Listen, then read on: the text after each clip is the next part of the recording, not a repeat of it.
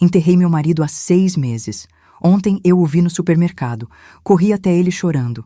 Ele me olhou confuso. Desculpe, acho que a senhora me confundiu. Mas a voz era idêntica, as marcas no rosto. Tudo. Eu o segui até a casa dele. O que eu descobri foi... Meu coração parou quando o vi. Ali, entre as prateleiras de enlatados do atacadão, estava Osvaldo, meu marido. O homem que eu enterrei há 6 meses em um jazigo de mármore italiano que custou 89 mil.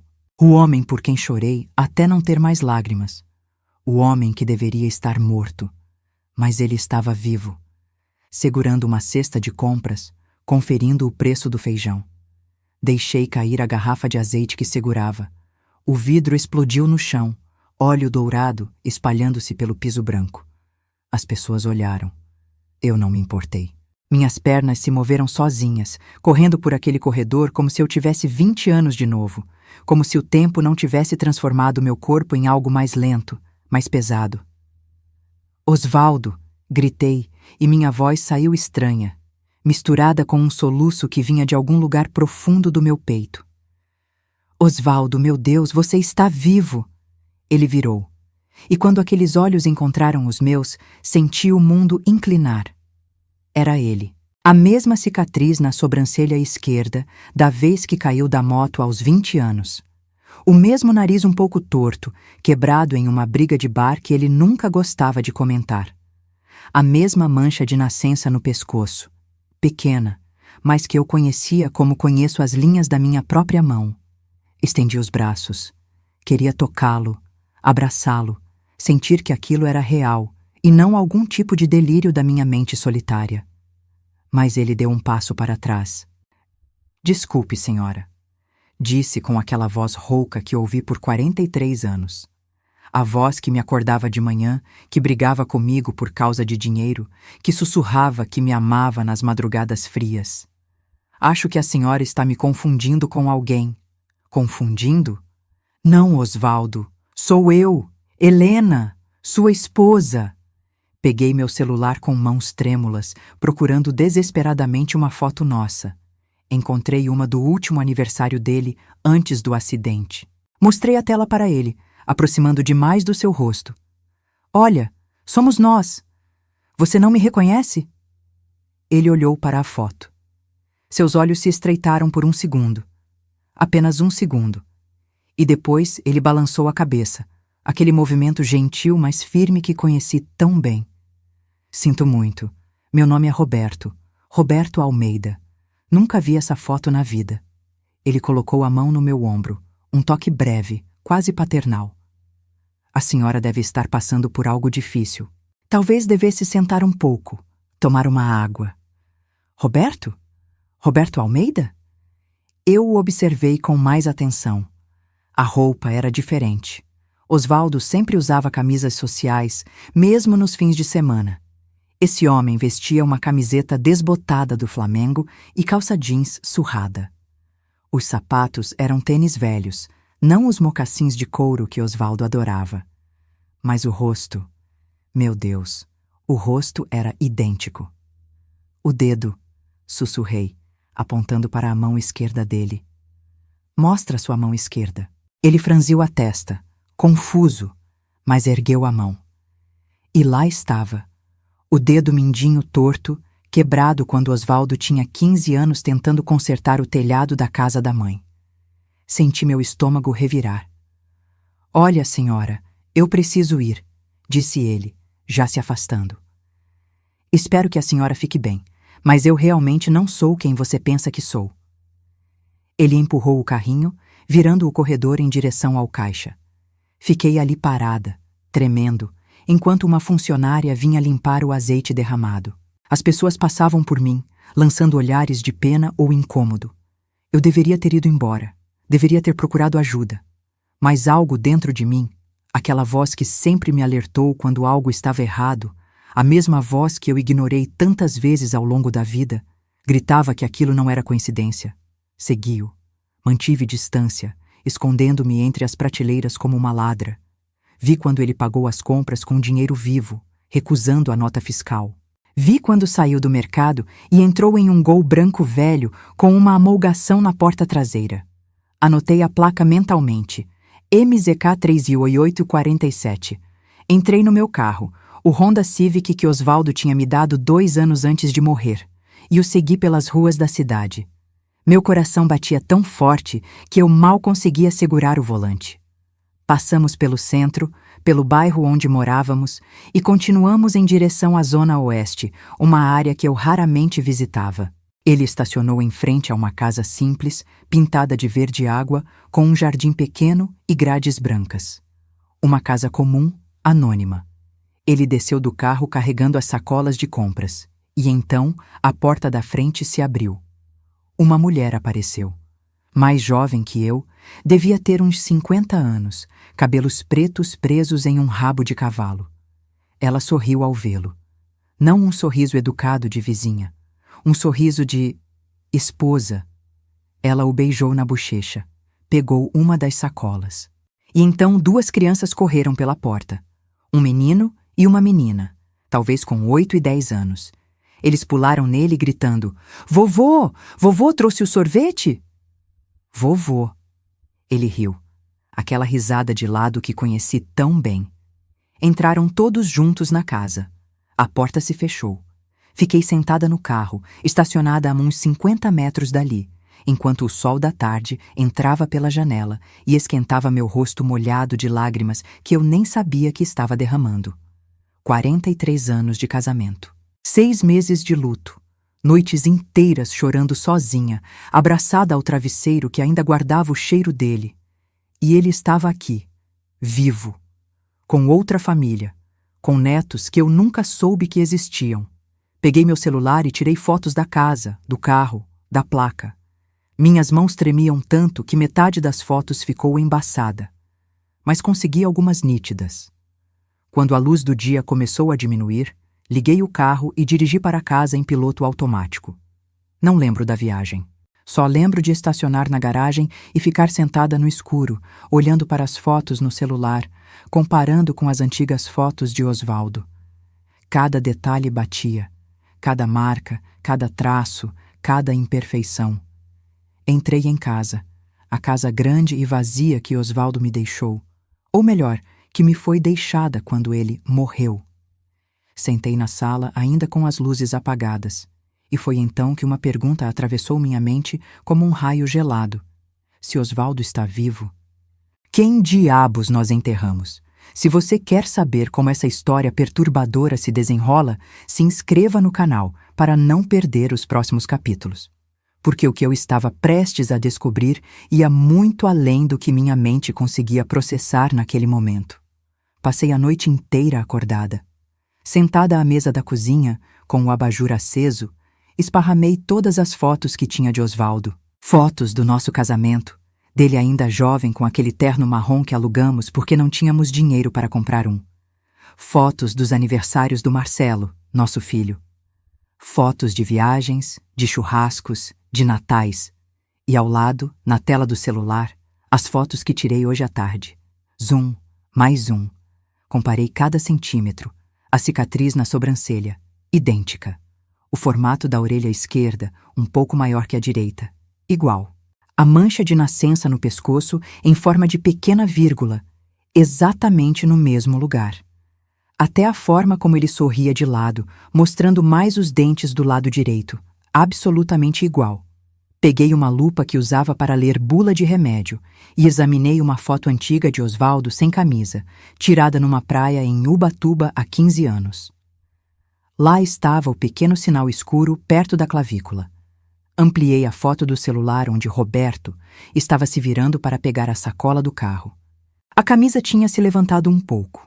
O mesmo sinal, no mesmo lugar. Impossível. Mas gêmeos não teriam as mesmas marcas de nascença, certo? Cicatrizes não são genéticas. E aquele dedo quebrado? Levantei, andei pela casa, voltei para a mesa. O relógio da parede marcava 4h20 da manhã. Lá fora, a cidade ainda dormia. Peguei o álbum de fotos de casamento. Passei os dedos pelas imagens desbotadas. Ali estava Osvaldo aos 25 anos, magro, sorridente, com aquele bigode fino que depois raspou. Ali estava eu, com meus 22, usando um vestido branco simples que minha mãe costurou, o cabelo preso com flores naturais. Éramos pobres. Ele trabalhava como ajudante em uma loja de materiais de construção. Eu era costureira. Morávamos em um quartinho alugado que mal cabia à cama, mas éramos felizes. Ou pelo menos eu achava que éramos. Quando Marcelo nasceu 3 anos depois, as coisas começaram a melhorar. Osvaldo tinha talento para vendas. Em 10 anos, passou de ajudante a gerente. Em 20 anos, já era dono de 3 lojas de material de construção espalhadas pela cidade. Nossa vida mudou. Casa própria, carro, viagens ocasionais. Mas Osvaldo viajava muito a trabalho. 2, 3 vezes por mês. Ficava fora 4, 5 dias. Fechando negócios, dizia. Visitando fornecedores. Eu nunca desconfiei. Por que desconfiaria?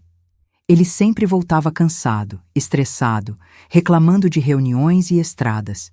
Trazia presentes para mim e para Marcelo. Dizia que sentia nossa falta. Agora, olhando para trás com essa nova lente de horror, cada viagem parecia uma mentira cuidadosamente construída. Quando o sol nasceu, eu ainda estava sentada à mesa, rodeada de fotos. Peguei o celular e liguei para Marcelo. Ele atendeu no 5º toque, voz embargada de sono. Mãe, são 6 da manhã. Aconteceu alguma coisa? Preciso que você venha aqui. Agora. Agora?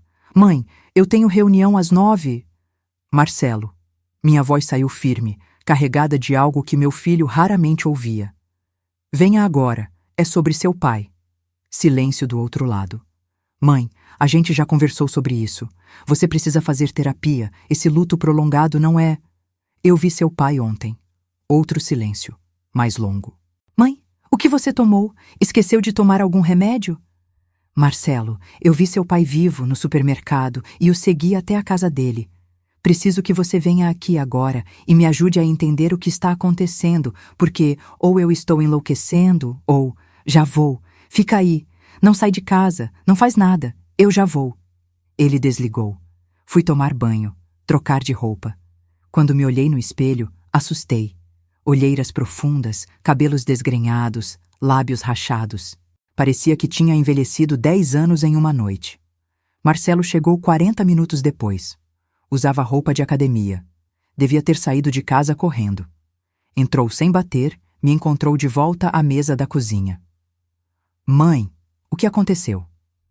Ele puxou uma cadeira, sentou ao meu lado, segurou minha mão. Seus olhos estavam preocupados, aquela preocupação que filhos têm quando acham que os pais estão perdendo a cabeça. Mostrei as fotos. Primeiro as antigas, depois as novas. Expliquei cada detalhe. A cicatriz, a mancha, o dedo quebrado. Falei do encontro no supermercado, de como ele me tratou como estranha, do nome falso, da casa, da mulher, das crianças. Marcelo olhou as fotos em silêncio. Sua expressão foi mudando. De preocupação para confusão, de confusão para algo que não consegui identificar. Suas mãos tremeram ligeiramente quando ele ampliou uma das fotos. É impressionante mesmo a semelhança, disse finalmente, devolvendo meu celular. Mas mãe, pessoas se parecem. Eu já vi 3 caras que poderiam ser meus irmãos gêmeos no shopping. Marcelo, não é semelhança. É ele. Mãe, nós enterramos o papai. Você estava lá. Eu estava lá. A Patrícia, os tios, os amigos dele. Todo mundo estava lá. Um caixão fechado. Sussurrei. Nós enterramos um caixão fechado. Marcelo passou a mão pelo rosto, cansado. Porque o corpo estava... Você sabe. O acidente foi violento. Os médicos disseram que era melhor assim, que você não deveria ver... Você viu? O quê? Você viu o corpo do seu pai? Com seus próprios olhos? Marcelo desviou o olhar. Não. Mas os documentos estavam todos lá. O IML liberou o corpo, tinha atestado de óbito, tudo certinho. Quero ir até essa casa, disse levantando. Agora, você vai comigo. Mãe, isso é loucura. A gente não pode simplesmente invadir a casa de um estranho. Então você acha que é um estranho? Ele hesitou. Eu acho que você está traumatizada, mãe. Você sofreu muito, ainda está sofrendo. E o cérebro, quando está em luto profundo, pode pregar peças. Marcelo Augusto. Usei o nome completo dele, como fazia quando era criança e aprontava alguma. Você vai comigo até aquela casa ou eu vou sozinha, mas eu vou. Ele suspirou, derrotado. Tá bom, vamos. Mas só para você ver que é outra pessoa e poder seguir em frente, ok? Saímos no carro dele, um Corolla preto do ano. O trânsito da manhã já estava pesado. Marcelo dirigia em silêncio, o maxilar tenso. Dei as direções. Quando chegamos à rua da Casa Verde Água, pedi para ele estacionar alguns metros antes. É aquela ali, apontei. O Gol branco estava na garagem. Havia luz acesa na cozinha. Podíamos ver sombras se movendo através da cortina. Marcelo ficou olhando fixamente para a casa. Seus dedos tamborilavam no volante, algo que ele fazia quando estava nervoso desde pequeno. Quer que eu vá até lá? Perguntei. Não, espera. Ficamos ali sentados por talvez 5 minutos. Então a porta da frente se abriu. Roberto saiu, vestindo um macacão azul de mecânico, carregando uma caixa de ferramentas. Caminhou até o Gol. Marcelo ficou pálido. Filho, você está bem? Ele não respondeu. Apenas olhava fixamente para o homem que entrava no carro. O Gol saiu da garagem, passou por nós. Pude ver o rosto dele claramente pela janela. Osvaldo.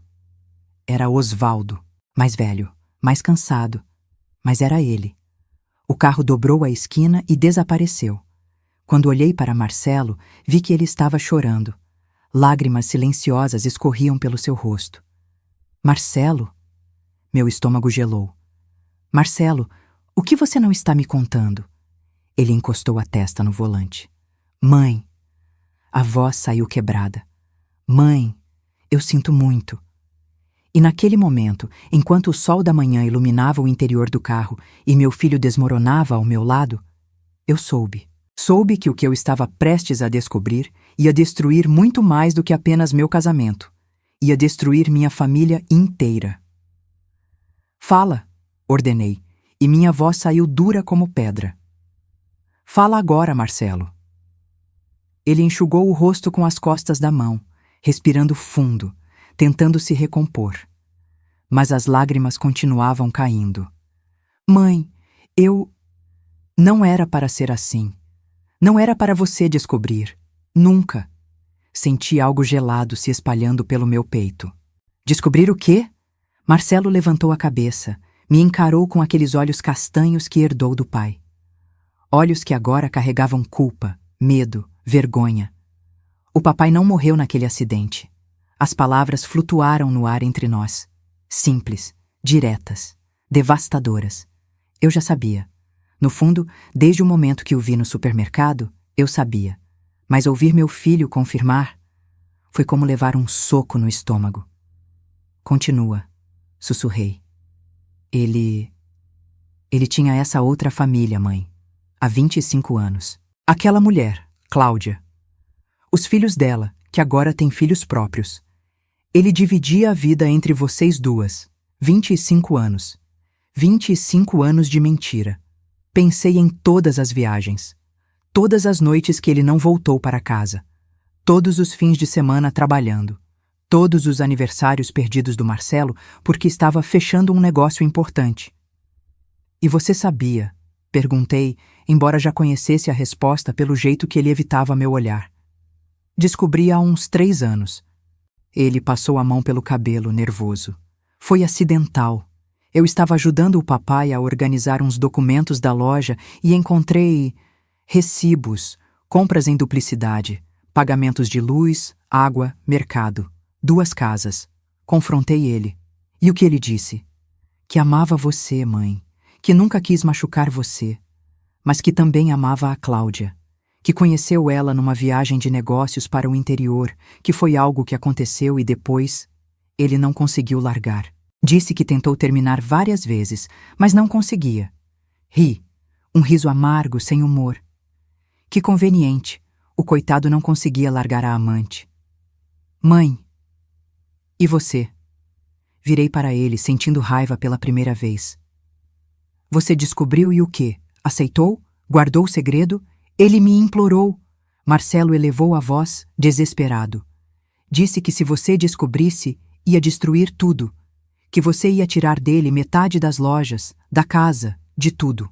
Ele disse que precisava de tempo para organizar as coisas, para proteger o patrimônio dele, você quer dizer.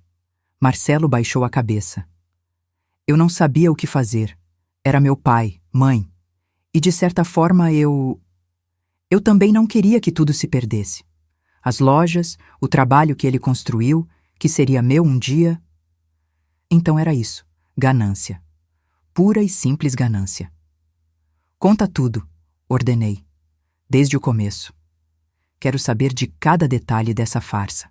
Marcelo respirou fundo, limpou o rosto de novo. 6 meses atrás, o papai me procurou. Disse que não aguentava mais viver dividido, que queria ficar com a Cláudia de vez, recomeçar só com ela. Mas se pedisse divórcio, eu levaria metade de tudo. Completei a frase, sentindo náusea. Ele tinha consultado um advogado. Regime de comunhão parcial de bens. Vocês eram casados há mais de 40 anos. Você teria direito à metade das lojas, da casa, das economias. Cerca de uns 2 milhões, talvez mais. 2 milhões de reais. 43 anos de casamento valiam 2 milhões de reais, que ele não queria dividir comigo. Então vocês planejaram a morte dele? Não foi bem assim. Ele teve a ideia. Disse que conhecia um cara, um sem-teto que estava doente terminal, sem família. O cara estava morrendo mesmo, mãe. Questão de semanas. O papai ofereceu dinheiro. Muito dinheiro. Quanto? 250 mil. Para a única sobrinha que o cara tinha, que morava no Nordeste e nunca o visitou. O dinheiro seria transferido depois que ele morresse. Senti vontade de vomitar. Vocês compraram um corpo.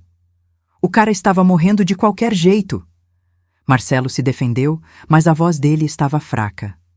Ele aceitou. Disse que pelo menos a sobrinha teria uma vida melhor. E o acidente? Foi encenado. O papai viajou para aquela cidade no interior, como sempre fazia. Mas dessa vez, o tal homem estava com ele. Eles causaram um acidente de carro de verdade, mas pequeno. Só o suficiente para chamar a polícia, fazer um boletim. O homem foi levado para o hospital, sob o nome do papai. Tinha os documentos dele, a carteira, tudo. E quando ele morreu, 3 dias depois, emitiram o atestado de óbito como se fosse Osvaldo. Sim, o corpo veio em caixão lacrado porque supostamente tinha ficado desfigurado no acidente e depois no hospital. Eu insisti com você para não abrir, mãe, porque lá dentro estava o cadáver de um desconhecido. Marcelo assentiu, envergonhado. Fiquei em silêncio, processando, lembrando daqueles dias terríveis, a ligação da polícia, a corrida até o hospital. Marcelo me impedindo de entrar na sala, dizendo que o médico não recomendava, que a imagem seria traumática demais. Lembrei do funeral, do caixão fechado coberto de flores brancas, das pessoas chorando, dos amigos de Osvaldo dando condolências, do padre falando sobre a brevidade da vida, sobre o legado que deixamos. E o tempo todo, Osvaldo estava vivo, planejando sua nova vida, deixando-me para trás como se nossos 43 anos juntos não significassem nada. E o jazigo? Minha voz saiu estranha, distante. O jazigo de mármore italiano que custou 89 mil? Mãe, responde. Tem um corpo lá dentro, do homem que morreu. Ele foi enterrado como Osvaldo Ferreira da Silva, com seus documentos, sua identidade. E Osvaldo? Pegou metade do dinheiro que tínhamos guardado para emergências. Cerca de 1,8 milhão que estava em aplicações no nome dele. Transferiu tudo alguns dias antes do acidente. Mudou de cidade, criou uma nova identidade. Roberto Almeida. Começou uma vida nova. Com a Cláudia. Com os netos que eu nunca soube que existiam. Com a família dele de lá assim. Fechei os olhos. Respirei fundo. Tentei não gritar, não bater, não quebrar alguma coisa. E você? Abri os olhos, encarei meu filho. Você ficou com o quê nessa história toda? Marcelo engoliu seco. As lojas, todas as 3. Como único herdeiro, passaram automaticamente para mim. Mas a casa, que já estava no meu nome há 2 anos por planejamento sucessório. Quanto valem as lojas? Mãe, quanto? Cerca de 3,2 milhões de reais. Mas eu já vendi 2. Fiquei só com a maior, a da avenida principal. O resto do dinheiro eu investi. Então você lucrou com isso. Não era pergunta, era constatação. Eu cuidei de você, mãe. Te dei uma pensão mensal. De quanto? R$ 4.500. Eu ri, um riso alto, quase histérico. R$ 4.500. Menos do que uma empregada doméstica ganha. Enquanto você ficou com 3 milhões, seu pai fugiu com quase 2 milhões. E eu fiquei aqui, chorando todas as noites, tomando remédio para dormir, indo em grupo de apoio para viúvas. As lágrimas finalmente vieram, quentes, amargas, raivosas. Eu chorei por ele, Marcelo. Chorei até não conseguir mais respirar. Olhava para a foto dele na cabeceira e implorava a Deus que me levasse também, porque não conseguia suportar a dor de viver sem ele. Mãe, eu sinto muito. E você sabia? Gritei, finalmente perdendo o controle. Você sabia e me deixou sofrer. Me deixou gastar 89 miles. É zero em um jazigo para um estranho. Me deixou acreditar que meu marido estava morto enquanto ele estava vivo, feliz, com outra família. Eu não sabia o que fazer. Ele é meu pai. E eu sou sua mãe. O silêncio que se seguiu foi pesado, sufocante. Marcelo chorava abertamente agora. Mas eu não sentia pena. Sentia apenas uma fúria gelada, controlada, que ia crescendo no meu peito como uma tempestade. Leva-me para casa, disse calmamente. Mãe, a gente precisa conversar sobre... Leva-me para casa. Ele dirigiu em silêncio. Quando chegamos, saí do carro sem olhar para trás. Mãe, por favor. Bati a porta e entrei em casa. Fui direto para o quarto. Peguei todas as fotos de Osvaldo e coloquei em uma caixa. 43 anos de memórias. Casamento, aniversários, viagens, sorrisos, abraços, tudo mentira. Fechei a caixa e coloquei no armário mais alto. Depois, sentei na cama e olhei ao redor. A casa grande e vazia. A vida vazia. Os últimos 6 meses de luto desperdiçado. E comecei a planejar. Porque se havia uma coisa que meus 68 anos de vida me ensinaram, era que não se pode confiar em ninguém. Nem no marido, nem no filho. Só em si mesma. E eu ia fazer os 2 pagarem, cada um do seu jeito. Mas primeiro, eu precisava de provas. Provas que não pudessem ser negadas, ignoradas ou explicadas. Provas que destruiriam a vidinha perfeita que eles tinham construído sobre a base das minhas lágrimas. Nos 3 dias seguintes, não atendi nenhuma ligação do Marcelo. Ele ligou 47 vezes. Mandou 63 mensagens. Apareceu na porta de casa 2 vezes, tocando a campainha insistentemente. Eu o via pela janela do quarto, mas não abria. Não queria ver o rosto dele. Não ainda. Porque eu precisava de tempo para pensar, para planejar, e principalmente para enterrar o que restava da Helena ingênua e substituí-la por alguém mais forte. No 4º dia, acordei diferente. Tomei banho demorado, me arrumei, passei batom pela primeira vez em meses. Peguei minha bolsa e saí. A vizinha, Dona Teresa, estava regando as plantas. Bom dia, Helena, que bonita você está hoje. Ela sorriu, surpresa. Fazia tempo que não me via arrumada. Bom dia, Teresa. Vou resolver uns assuntos. Sorri de volta, um sorriso que não chegou aos olhos. Dirigi até o centro da cidade. Tinha pesquisado na internet e encontrado o que procurava. Durval Investigações Particulares. O escritório ficava num prédio antigo, 3º andar, sala 305. Subi as escadas. O elevador estava quebrado e bati na porta de vidro fosco com o nome pintado em letras douradas descascadas. Entre!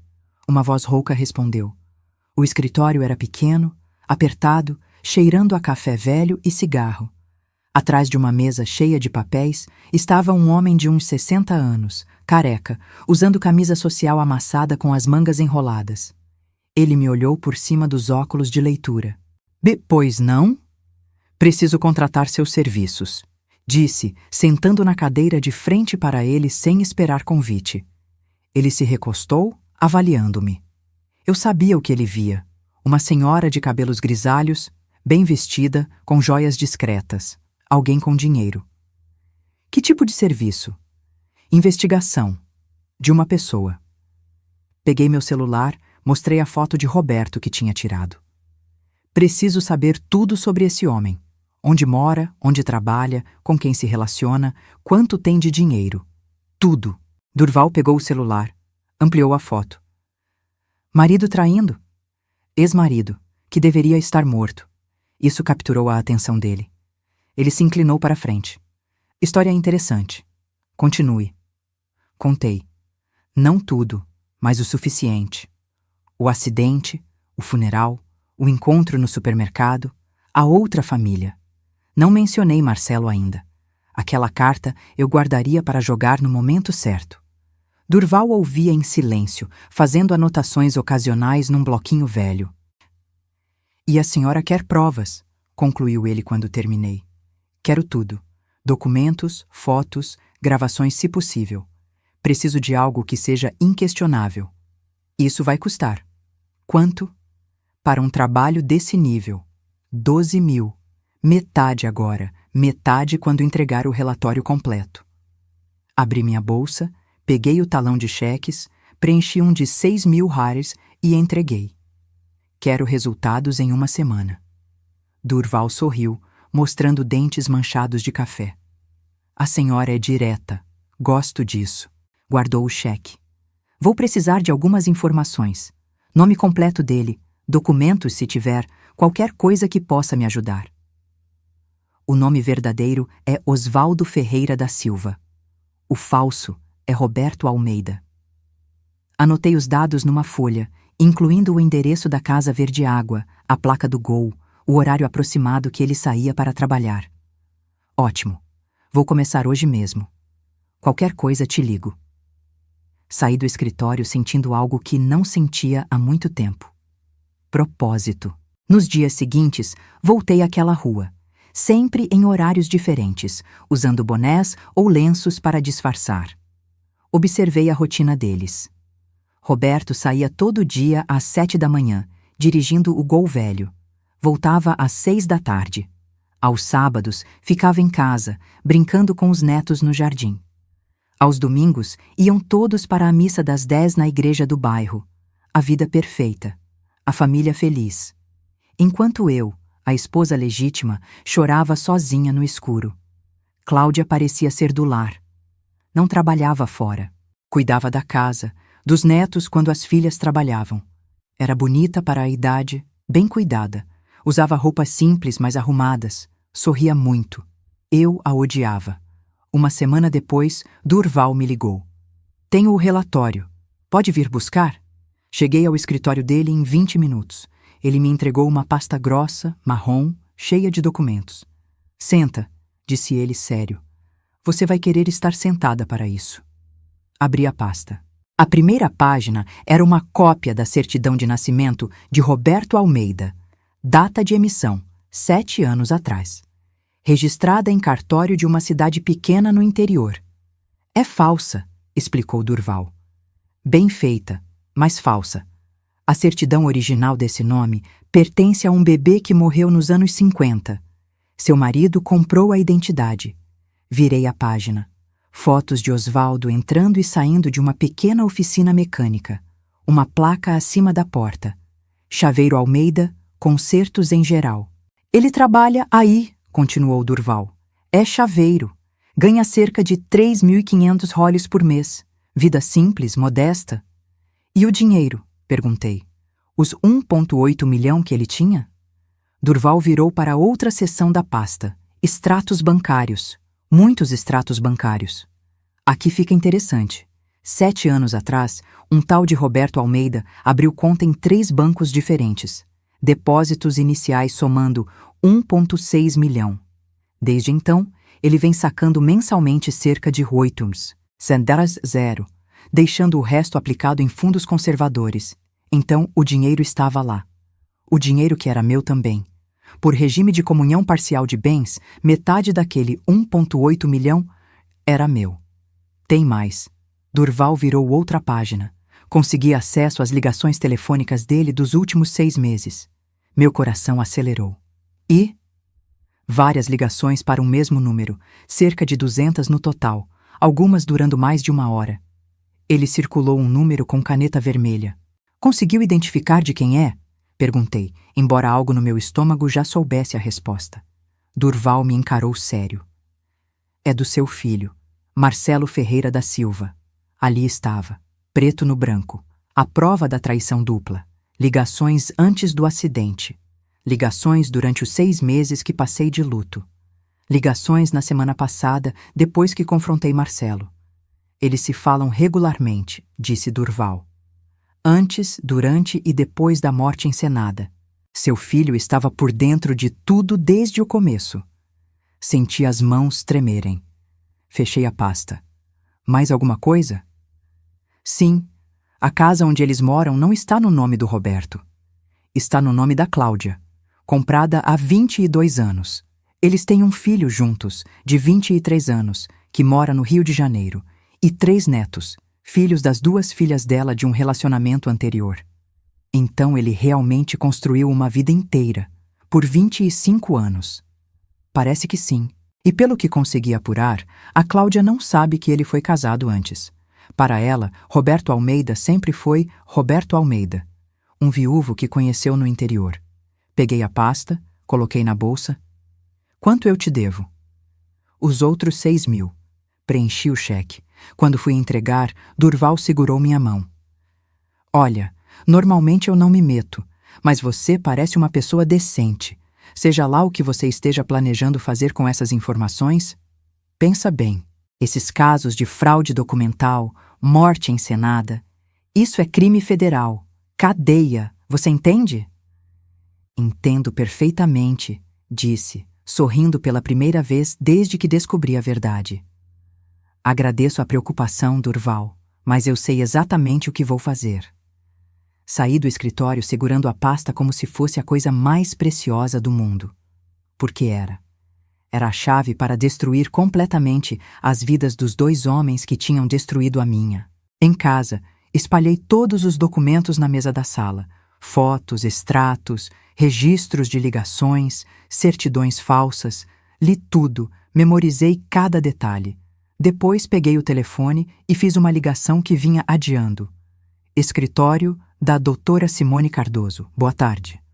Boa tarde. Gostaria de marcar uma consulta com a doutora. É urgente. A senhora já é cliente? Não, mas tem um caso de estelionato, falsificação documental e fraude patrimonial que acho que vai interessar muito a ela. Pausa do outro lado. Pode vir amanhã às 3 da tarde? Estarei lá. Desliguei e olhei pela janela. O sol estava se pondo, pintando o céu de laranja e rosa. Um dia bonito, tranquilo. O último dia de paz que Osvaldo e Marcelo teriam em muito tempo, porque a tempestade estava apenas começando e eu seria o raio que destruiria tudo. Doutora Simone Cardoso não era o que eu esperava. Quando entrei no escritório dela, um espaço moderno no 10º andar de um prédio comercial no centro, encontrei uma mulher de uns 40 anos, negra, cabelos crespos presos num coque impecável, usando um terno cinza que exalava competência. Os olhos dela eram afiados, inteligentes, do tipo que não perdia nenhum detalhe. Senhora Helena? Estendeu a mão, aperto firme. Sente-se, por favor. Sentei na cadeira de couro em frente à mesa dela. Pelas janelas, via-se toda a cidade. Lá embaixo, as pessoas viviam suas vidas normais, ignorantes dos dramas que aconteciam nos andares acima. Café? Água? Não, obrigada. Vim direto ao assunto. Doutora Simone se acomodou na cadeira, cruzou as mãos sobre a mesa. Minha secretária disse que a senhora tem um caso de estelionato e fraude. Me conte. Coloquei a pasta de Durval sobre a mesa e comecei a falar. Contei tudo. Desde o começo. Os 43 anos de casamento. As viagens constantes de Osvaldo. A segunda família, que durou 25 anos. O acidente falso. O corpo comprado. O funeral que chorei de verdade enquanto meu marido estava vivo. O filho que sabia e escondeu. Os milhões desviados. A pensão miserável que me davam como se fosse favor. Doutora Simone ouvia sem interromper, fazendo anotações ocasionais. Quando terminei, ela abriu a pasta e começou a examinar os documentos.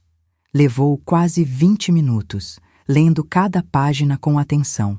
Finalmente, ela se recostou na cadeira e assobiou baixinho. Senhora Helena, isso aqui é uma bomba. Eu sei. A senhora entende a gravidade do que aconteceu?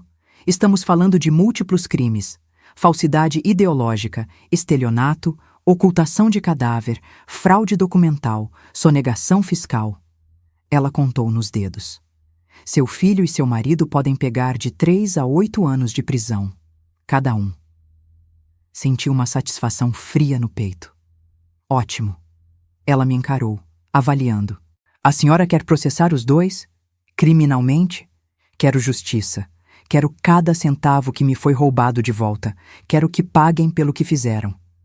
Então precisamos construir um caso sólido. Doutora Simone pegou uma caneta. Vou precisar de mais algumas coisas.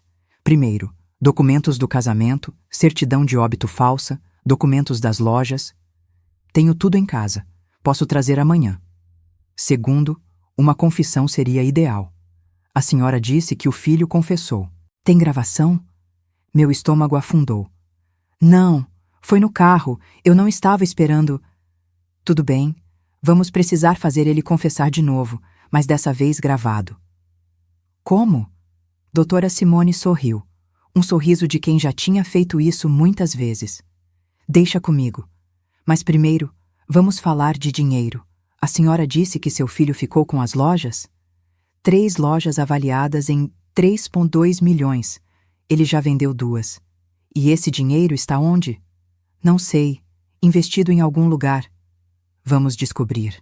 Porque pela lei de comunhão parcial de bens, mesmo com a morte do seu marido, a senhora tinha direito a 50% de tudo que foi construído durante o casamento. Isso inclui as lojas.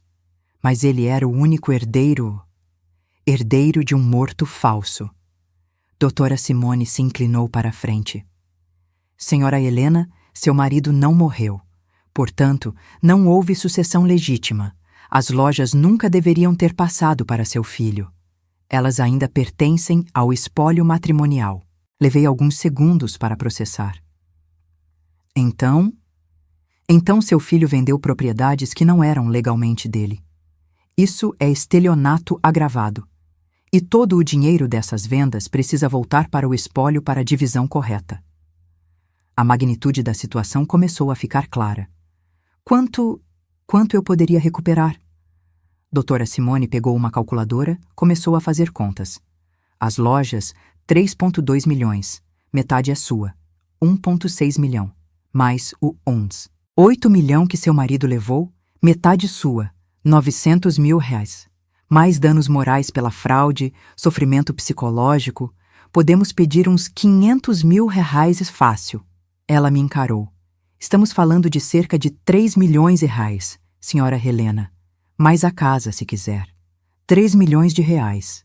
43 anos de casamento, de dedicação, de ser esposa e mãe, valiam 3 milhões de reais que tinham me roubado. E a prisão? Perguntei. Criminal é outro processo, mas com as provas que temos aqui, ela bateu na pasta. Eu diria que temos 90% de chance de condenação, especialmente com a confissão gravada que vamos conseguir. Como vamos fazer isso? Doutora Simone pegou um pequeno gravador digital da gaveta. A senhora vai convidar seu filho para um almoço. Vai dizer que quer fazer as pazes, que entende que ele estava numa posição difícil, vai deixar ele confortável e então, naturalmente, vai conduzir a conversa de volta ao assunto, fazer ele repetir a confissão. Tudo isso, ela levantou o gravador, será registrado. Ele não vai desconfiar? Não se a senhora for boa atriz. E pela sua cara, senhora Helena, acho que a senhora passou os últimos meses sendo uma atriz excelente. Ela estava certa. Quantas vezes sorri quando queria chorar? Quantas vezes fingi estar bem quando estava me despedaçando por dentro? Tem mais uma coisa, disse doutora Simone séria. Precisamos de provas documentais das transações do seu filho. Vendas das lojas, transferências bancárias, onde ele colocou o dinheiro. Ele guarda esses documentos? Provavelmente no escritório dele, na loja que ficou. Consegue acesso? Pensei. Marcelo tinha me dado uma cópia da chave da loja anos atrás. Caso de emergência. Nunca usei, mas ainda tinha. Consigo. Ótimo, porque se conseguirmos esses documentos, provando que ele falsificou assinaturas, vendeu propriedades de forma fraudulenta... Ela bateu na mesa com satisfação. Acabou. Ele não tem como se defender. Saí do escritório da doutora Simone 2 horas depois com um plano detalhado, um plano que ia destruir completamente a vida do meu filho. E pela primeira vez desde que descobri a verdade, não senti culpa. Senti poder. Naquela noite, finalmente atendi uma das 83 ligações do Marcelo. Mãe, graças a Deus. Eu estava desesperado, pensei que... Marcelo, interrompi, mantendo a voz calma, controlada. Podemos conversar? Silêncio surpreso do outro lado. Claro, mãe. Claro que sim. Quer que eu vá aí? Não. Quero que almoce comigo amanhã. No Terraço Grill, aquele restaurante que você gosta. 12h.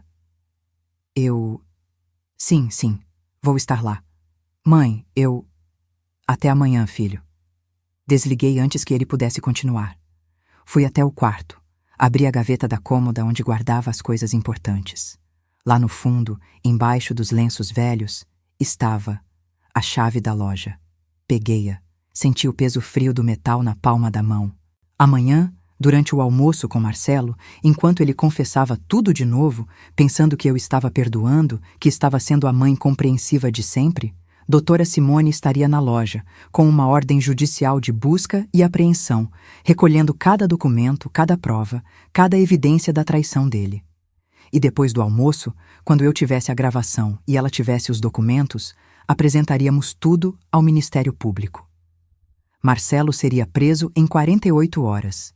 Osvaldo, ou Roberto, ou seja lá que nome ele usasse agora, seria exposto, perderia tudo, e teria que devolver cada centavo que roubou de mim, com juros e correção. E eu finalmente teria o que merecia desde o começo: respeito. Olhei para o espelho. A mulher que me encarava de volta não era mais a Helena, que chorou por 6 meses. Não era mais a esposa ingênua que acreditou em todas as mentiras. Era alguém novo, alguém mais forte, alguém que não teria misericórdia. O Terraço Grill ficava no último andar de um hotel no centro, com vista panorâmica para a cidade. Cheguei 10 minutos adiantada, usando um vestido bege discreto e o colar de pérolas que Osvaldo me deu no nosso 30º aniversário de casamento. Irônico usar aquele colar justamente hoje. O gravador digital estava na minha bolsa, já ligado. Doutora Simone tinha me instruído deixar a bolsa aberta sobre a mesa, o mais perto possível de Marcelo. O aparelho era sensível, captaria tudo. Marcelo chegou 5 minutos depois, parecendo cansado. Olheiras profundas, barba por fazer, a camisa social amarrotada. Ele me viu e quase correu até a mesa. Mãe, sua voz estava embargada. Tentou me abraçar. Deixei, mas sem retribuir com calor. Um abraço protocolar, rápido. Sentamos. O garçom trouxe o cardápio. Pedi um salmão grelhado que não tinha intenção de comer. Marcelo pediu um filé, mas pelo jeito como mexia no guardanapo, ele também não estava com apetite. Mãe, eu não sei nem por onde começar. Então não comece, disse tomando um gole de água. Deixa eu falar primeiro. Ele assentiu, ansioso. Passei os últimos dias pensando muito. Sobre tudo que você me contou. Sobre seu pai, sobre as escolhas que vocês fizeram. Fiz uma pausa, escolhendo as palavras cuidadosamente. E eu entendo que você estava numa posição impossível. Vi a surpresa nos olhos dele.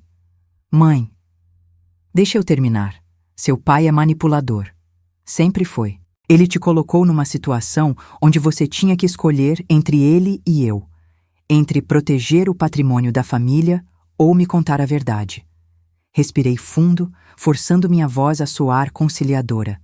Você era o filho. Não era sua responsabilidade consertar a bagunça que ele fez. Marcelo começou a chorar, lágrimas grossas escorrendo pelo rosto. Eu queria ter contado, mãe, todos os dias, mas eu tinha medo. Medo de perder você, medo de destruir tudo. Eu sei. Não, estendi a mão, segurei a dele sobre a mesa. O toque me repugnou, mas mantive a expressão suave. Mas agora eu preciso entender algumas coisas. Preciso que você me conte tudo de novo, desde o início, porque só assim eu vou conseguir processar e, quem sabe, perdoar. Ele apertou minha mão, desesperado por essa chance de redenção que eu estava oferecendo. Qualquer coisa, mãe. Pergunta qualquer coisa. Quando exatamente seu pai te procurou com esse plano? Há uns 7 meses, antes do acidente falso. Ele chegou em casa tarde da noite, pediu para conversar. Disse que não aguentava mais viver dividido, que queria ficar só com a Cláudia.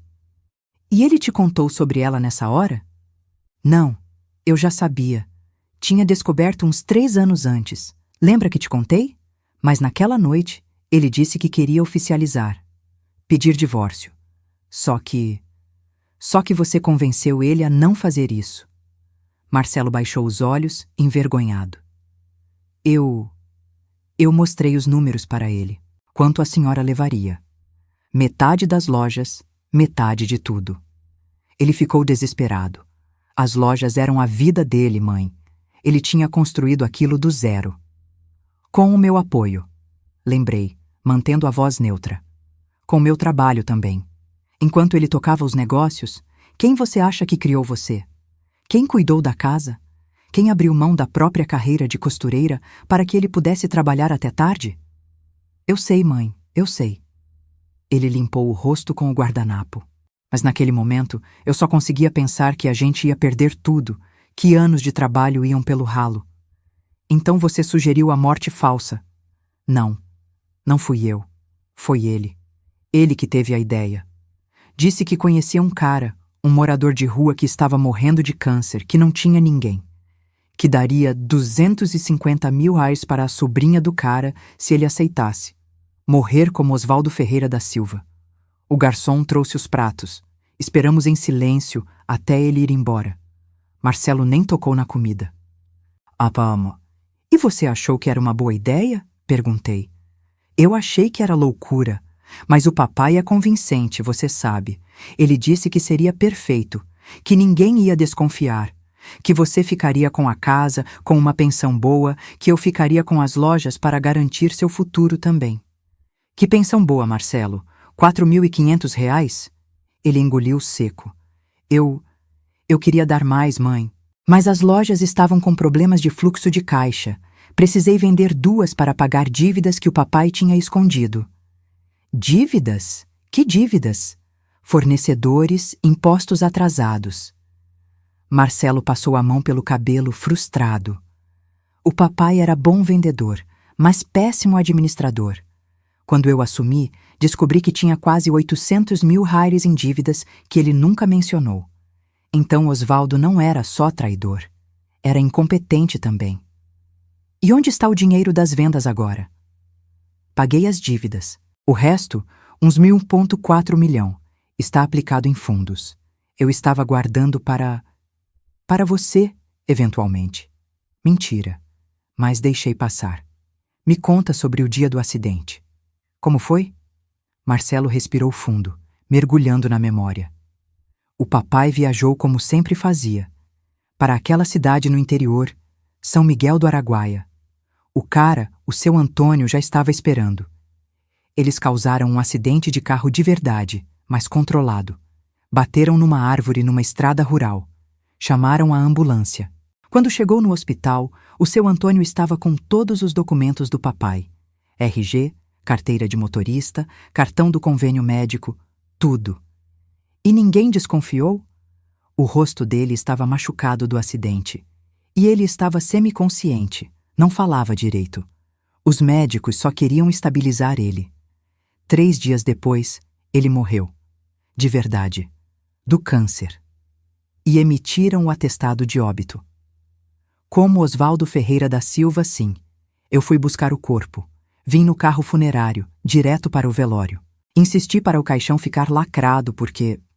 Bem, você sabe. Porque lá dentro estava um estranho. Marcelo assentiu miserável. E seu pai? Onde estava durante o velório? Já tinha saído da cidade. Pegou um ônibus para Goiânia, de lá outro para aqui. Ficou num hotel barato por alguns dias, esperando tudo se acalmar. Depois, alugou a casa onde está agora. Começou a trabalhar como chaveiro. Vida simples, sem chamar atenção. Com o dinheiro que roubou de mim. Mãe. 1.800.000 reais, Marcelo. Dinheiro que era meu também. Minha voz estava ficando mais dura, mas me forcei a controlar. Não podia perder a compostura agora. Onde está esse dinheiro? Em contas no nome do Roberto Almeida. 3 bancos diferentes. Aplicações conservadoras.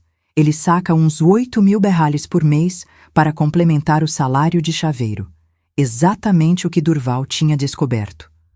Vocês continuam em contato? Sim. Marcelo baixou a voz. Ele me liga toda semana. Pergunta de você, de como está lidando. Eu acho que ele ainda se importa, sabe? Ri. Um riso amargo, sem humor. Se importa? Marcelo, ele me deixou acreditando que estava morto. Me deixou chorar sobre um túmulo vazio. Me deixou gastar 89.000 reais num jazigo de mármore para um estranho. Isso não é se importar. Isso é covardia. Eu sei. A voz dele era um sussurro. Eu sei, mãe. E eu sinto muito. Tanto. Se eu pudesse voltar atrás. Mas não pode. Soltei a mão dele. Nenhum de vocês pode. Silêncio pesado entre nós. O que você vai fazer?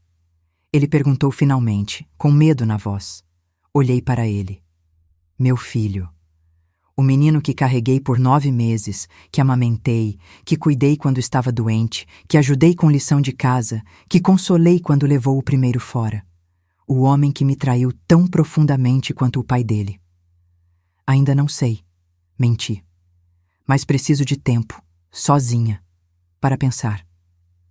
Quanto tempo? O necessário. Levantei, peguei minha bolsa, certificando-me que o gravador tinha capturado tudo. Mãe, espera. Adeus, Marcelo. Saí do restaurante sem olhar para trás, deixando-o sozinho com a comida intocada e a culpa que agora carregava sozinho. No carro, permiti-me um momento. Um único momento de dor real. Porque não importava quantas vezes repetisse para mim mesma que ele merecia, que tinham me usado, que mereciam pagar. Aquele ainda era meu filho. E uma parte de mim morreu ao ter que destruí-lo. Mas a parte maior, a parte que passou 6 meses em luto falso, a parte que foi tratada como idiota por 43 anos, essa parte estava satisfeita. Liguei para a doutora Simone. Consegui a gravação. Perfeito. E eu consegui os documentos. Você não vai acreditar no que encontrei. Me conta. Seu filho falsificou sua assinatura em pelo menos 15 documentos diferentes. Vendas, transferências, procurações, tudo falso. Ele nem tentou disfarçar direito. E isso é suficiente? Para processá-lo criminalmente e ganhar? Absolutamente. Estou preparando a denúncia agora. Amanhã de manhã, entrego no Ministério Público. E quanto tempo até ele ser preso? 72 horas, no máximo. A juíza que vai pegar o caso é conhecida por não tolerar fraude financeira contra idosos. Seu filho vai dormir na cadeia antes do fim de semana. Fechei os olhos, apoiando a cabeça no volante. E Osvaldo? Tecnicamente, ele não pode ser preso porque está legalmente morto, mas posso mover uma ação para invalidar todos os documentos do Roberto Almeida, congelar as contas dele e forçá-lo a devolver tudo que é seu com correção. Ele vai ficar sem nada, Helena. Vai ter que recomeçar do zero, aos 73 anos. 73 anos, a mesma idade que ele teria se não tivesse morrido aos 70. Faça isso, disse, abrindo os olhos. Faça tudo. Você tem certeza? Porque uma vez que começarmos, não tem volta. Pensei nos 43 anos, nas mentiras, no luto falso, nos 6 meses chorando sozinha, na pensão miserável, na segunda família que ele escolheu ao invés da nossa. Absoluta certeza. Então amanhã começa a guerra. Prepara-se, Helena. Vai ficar feio. Que fique. Desliguei e dirigi para casa. Aquela noite, dormi pela primeira vez em 6 meses, sem precisar de remédio. Porque finalmente, depois de tanto tempo sendo vítima, eu tinha virado a caçadora. E a caçada estava apenas começando. A denúncia foi protocolada numa terça-feira, às 9 da manhã. Doutora Simone me ligou para confirmar. Está feito.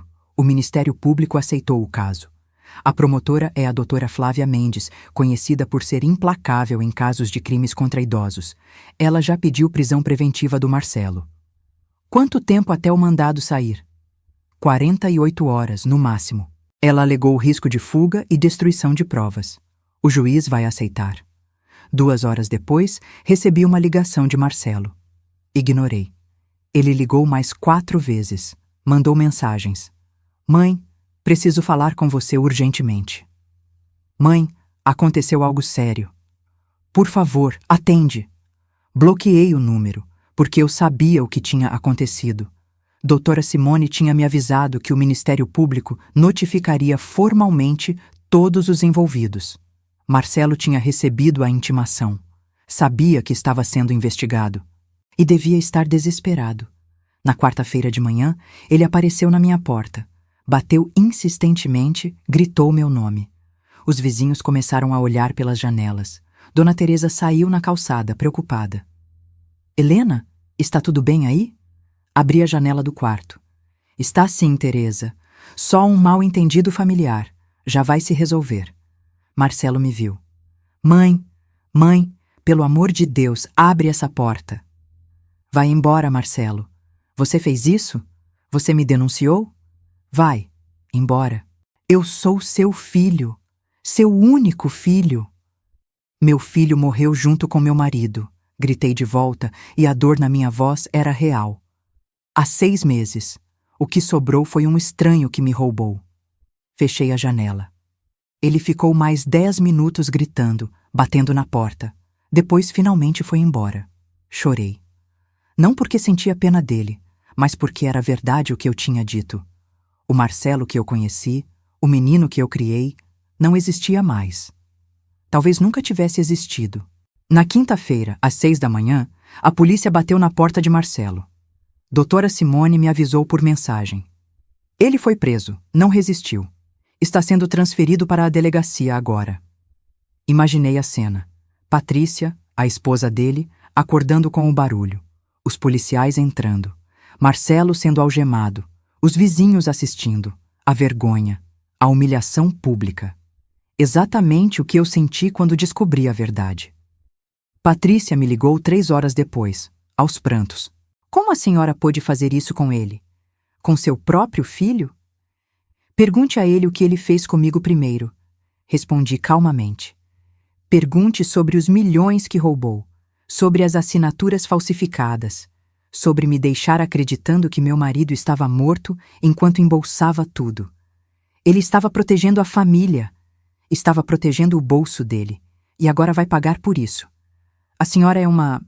Desliguei antes que ela terminasse. Bloqueei o número dela também. Naquela tarde, encontrei com doutora Simone no escritório dela. Ela tinha mais documentos espalhados sobre a mesa. A boa notícia é que seu filho entrou em pânico, tentou transferir 800 mil reais ontem à noite para uma conta no Paraguai. Ele tem conta no Paraguai? Tinha. Abriu na semana passada, depois que você conversou com ele. Provavelmente pressentiu que você ia fazer alguma coisa. Mas você disse tentou transferir? Sim, porque eu tinha pedido para o juiz congelar todas as contas dele preventivamente. A transferência foi bloqueada, e agora ele está em prisão preventiva por tentativa de evasão de divisas, além de tudo mais. Quanto tempo ele pode ficar preso? Com boa conduta? 3 anos no mínimo. mas considerando a quantidade de crimes, as provas que temos, a falsificação em série, ele pode pegar até 8 anos. 8 anos. Marcelo teria 53 quando saísse. E as lojas? Já entramos com pedido de anulação de todas as vendas. Como foram feitas com documentos falsificados, usando assinaturas forjadas, as transações são nulas de pleno direito.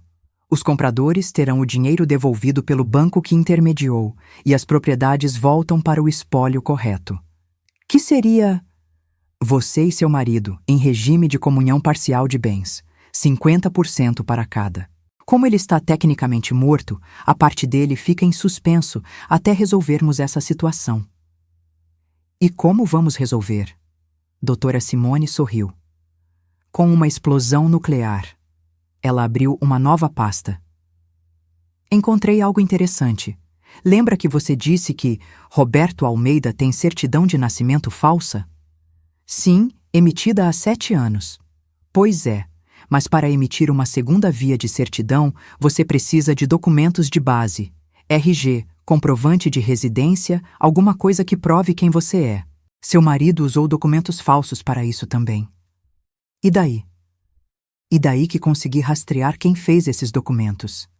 Um despachante aqui da cidade, Edilson Tavares. Já foi preso 2 vezes por falsificação, mas sempre conseguiu acordos. Conversei com ele ontem. Ele falou, cantou como um passarinho. Doutora Simone bateu na pasta.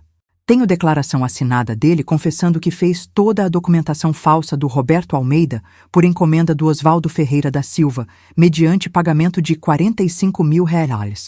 Tenho cópias dos documentos originais que ele guardou. O idiota guarda tudo como seguro. E tenho as transferências bancárias provando o pagamento. Senti um arrepio de satisfação. Isso significa que podemos provar, sem sombra de dúvida, que Roberto Almeida é uma identidade falsa criada por Oswaldo Ferreira da Silva. Podemos invalidar todos os documentos dele, todas as contas bancárias, tudo.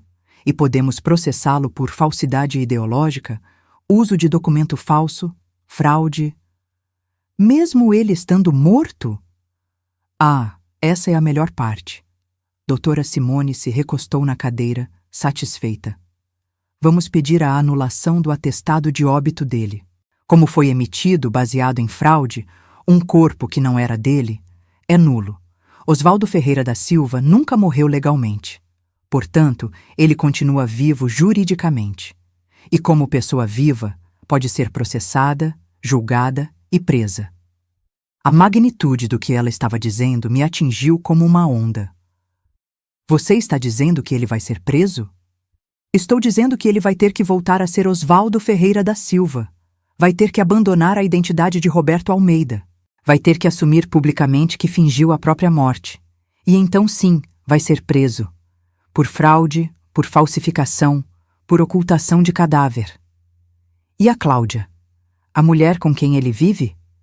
Descobri que eles se casaram no civil há 5 anos, como Roberto Almeida e Cláudia Moraes.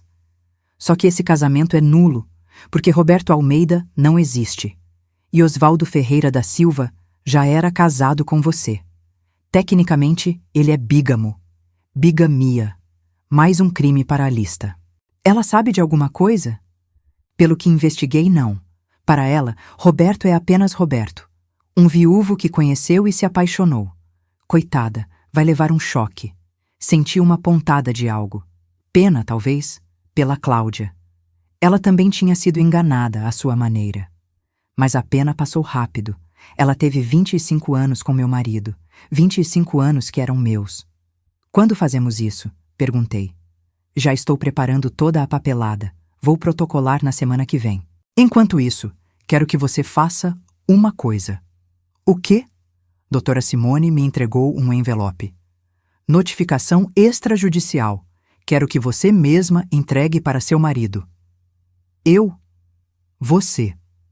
Pessoalmente. Olhando nos olhos dele. Quero que ele saiba que foi você quem destruiu a vidinha perfeita dele. Não um advogado, não um oficial de justiça. Você. Peguei o envelope.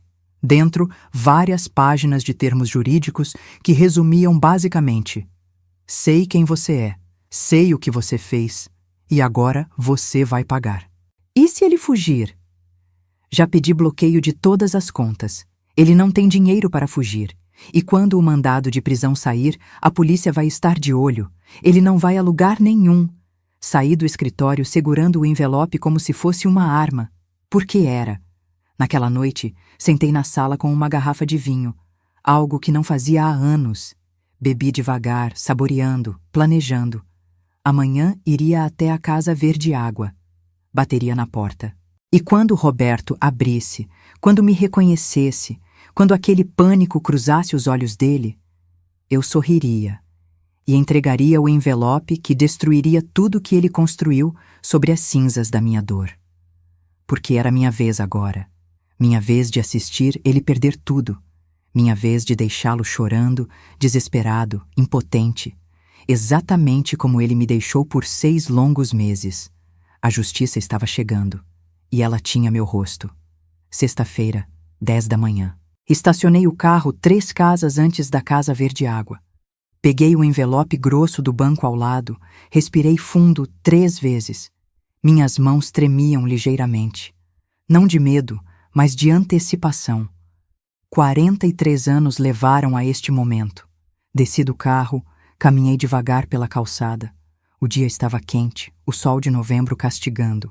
Podia ouvir crianças brincando em algum quintal próximo, o som de uma novela vazando pela janela de uma casa, a vida normal seguindo seu curso enquanto eu me preparava para explodir a de alguém. Parei em frente ao portão. O Gol branco estava na garagem. Ele estava em casa. Toquei a campainha. Passos se aproximando. A porta se abriu. Cláudia, a mulher que vi pela janela naquele primeiro dia. Mais bonita de perto, rosto gentil, olhos curiosos. Pois não? Bom dia, estou procurando o Roberto. Ele está no fundo consertando a cerca. Posso ajudar em algo? Preciso falar com ele pessoalmente, é importante. Ela hesitou, avaliando-me. Uma senhora bem vestida, educada, nada ameaçador. Vou chamá-lo. Um momento. A porta se fechou. Ouvi vozes abafadas lá dentro. Então, passos mais pesados se aproximando. A porta abriu de novo. E lá estava ele. Osvaldo, meu marido, usando uma camiseta velha manchada de tinta, bermuda desbotada, chinelos, cabelo grisalho despenteado, suor no rosto. Mas era ele, inconfundivelmente. Nossos olhos se encontraram. Vi o reconhecimento imediato, o choque, o medo. Helena, ele sussurrou, e ouvir meu nome daquela boca depois de tanto tempo foi como levar um tapa. Olá, Osvaldo. Sorri. Um sorriso frio, calculado. Ou devo te chamar de Roberto? Ele olhou para trás, para onde Cláudia provavelmente estava. Depois voltou os olhos para mim, desesperado. O que você está fazendo aqui? Vim trazer uma correspondência. Estendi o envelope. Notificação extrajudicial. Precisa assinar o recebimento. Ele não pegou. Apenas me encarou, pálido. Como você me encontrou? Não foi difícil. Você se escondeu muito mal, considerando. Mesma cidade, mesmas manias, mesma cara. Achou que nunca ia te encontrar? Que eu ia passar o resto da vida chorando no seu túmulo vazio? Helena, eu posso explicar. Pode? Ri, sem humor. Vai me explicar como você fingiu a própria morte? Como comprou o corpo de um moribundo? Como me deixou enterrar um estranho achando que era você? Como roubou quase 2 milhões de reais que eram meus também? Abaixa a voz, ele sussurrou, olhando nervoso para a casa. A Cláudia não sabe? Elevei a voz propositalmente. A Cláudia não sabe que Roberto Almeida não existe? Que você é Osvaldo Ferreira da Silva, casado legalmente comigo há 43 anos? A porta se abriu completamente. Cláudia apareceu, confusa. Roberto, o que está acontecendo? Quem é essa mulher? Osvaldo fechou os olhos, derrotado. Cláudia, volta para dentro. Eu sou a esposa dele, respondi antes que ele pudesse. A esposa legal, Helena Ferreira da Silva, casada com Osvaldo Ferreira da Silva, desde 1982. Esse homem que você conhece como Roberto é meu marido. Ele fingiu a própria morte há 6 meses para fugir de mim e ficar com você. O rosto de Cláudia perdeu toda a cor. Que absurdo é esse? Roberto, fala para ela que isso é mentira. Osvaldo abriu a boca, mas nada saiu. Não é mentira, continuei, implacável. Ele tem uma cicatriz na sobrancelha esquerda de quando caiu de moto aos 20 anos. Tem o dedo mindinho torto da mão esquerda, quebrado aos 15. Tem uma mancha de nascença no pescoço em forma de vírgula. Quer que eu continue? Ou você mesma pode conferir essas marcas que conhece tão bem? Cláudia olhou para Osvaldo, esperando que ele negasse. Mas ele apenas baixou a cabeça. Roberto? A voz dela saiu quebrada. Roberto, olha para mim. Fala que isso não é verdade. Cláudia, eu posso explicar? Ela recuou como se tivesse levado um soco. Meu Deus, é verdade. Tudo é verdade. Cláudia, me escuta. Você mentiu para mim! Ela gritou, e a dor na voz dela ecoou pela rua inteira. 25 anos! 25 anos você me enganou. Quem você é? Eu sou o mesmo homem que você conhece. Você nem tem nome verdadeiro. Lágrimas escorriam pelo rosto dela. Roberto nem existe. Você é Ela não conseguiu terminar, virando-se e correndo para dentro da casa. Osvaldo deu um passo para segui-la, mas parou, olhando para mim com uma mistura de raiva e desespero. Está feliz agora? Destruiu minha vida? Sua vida? Minha voz saiu baixa, perigosa. Você destruiu a minha primeiro. 43 anos, Osvaldo. 43 anos eu fui sua esposa. Fiel, dedicada, presente. Criei nosso filho sozinha, enquanto você construía outra família. Chorei na sua falsa morte enquanto você recomeçava do zero, com dinheiro que era meu. Eu ia te deixar a casa, uma boa pensão. R$ 4.500? Cuspiu as palavras. Você levou quase 2 milhões e achou que 4.500 era generosidade? Eu trabalhei por aquele dinheiro. Nós trabalhamos. Enquanto você tocava as lojas, quem você acha que segurou a casa? Quem criou seu filho? Quem abriu mão de tudo para que você pudesse crescer? Silêncio. Ele não tinha resposta. Pega o envelope, ordenei. Com mãos trêmulas, ele pegou. Abriu. Começou a ler. Vi o rosto dele mudar de expressão conforme avançava pelas páginas. Choque, medo, pânico. Você está me processando? Por fraude, estelionato, falsificação de documentos, uso de identidade falsa, bigamia e ocultação de cadáver. Recitei de memória. Já pedi anulação do seu atestado de óbito. Em breve, Osvaldo Ferreira da Silva estará oficialmente vivo de novo, e então vai responder por tudo isso. Eu não tenho dinheiro para advogado. Deveria ter pensado nisso antes. Ah, espera. Sorri. Você tem dinheiro. Quase 2 milhões, aplicados em 3 bancos diferentes. Só que essas contas foram congeladas ontem por ordem judicial. Você não tem acesso a 1 centavo. Ele cambaleou, apoiando-se no batente da porta. Helena, pelo amor de Deus. Amor de Deus. Ri, amarga. Você invoca o nome de Deus agora? Depois de comprar um cadáver? Depois de me fazer chorar sobre um túmulo vazio? Depois de viver uma mentira por 25 anos? Eu amava vocês duas. Eu não conseguia escolher. Então você fingiu morrer. Que corajoso! De dentro da casa, ouvíamos Cláudia chorando, soluços altos, desesperados. Ah, e mais uma coisa, acrescentei. Seu filho está preso. Prisão preventiva por estelionato, falsificação de assinaturas e tentativa de evasão de divisas. Ele tentou mandar 800 mil para o Paraguai ontem. Não deu certo. Osvaldo ficou branco. Marcelo. Você prendeu o Marcelo? Ele prendeu a ele mesmo quando decidiu roubar de mim. Quando falsificou minha assinatura em 15 documentos diferentes. Quando vendeu as lojas que eram metade minhas sem meu consentimento. quando me deixou acreditar que meu marido estava morto enquanto embolsava milhões. Ele é seu filho. E você é meu marido, gritei de volta. Ou era. Agora você não é nada. Não é Roberto, porque Roberto não existe. E não é mais meu marido, porque em breve vou anular esse casamento por fraude. O que você quer de mim, Helena? Ele caiu de joelhos ali mesmo, na soleira da porta. Quer me ver destruído? Quer vingança? O quê? Olhei para ele, o homem que amei por mais de 4 décadas, o pai do meu filho, reduzido a isso, um homem velho, de joelhos, implorando. E não senti nada, nem pena, nem satisfação, nem raiva, só vazio. Quero o que é meu, disse calmamente. Cada centavo que você roubou, com juros e correção. Quero a verdade exposta. Quero que todos saibam que tipo de homem você é. E quero que você enfrente as consequências dos seus atos. Vão me prender. Sim, provavelmente. Eu tenho 73 anos, Helena. Cadeia nessa idade é sentença de morte. Deveria ter pensado nisso antes. Virei para ir embora. Helena! Ele gritou atrás de mim. Helena, por favor. Pelos anos que vivemos juntos, pela memória do que fomos.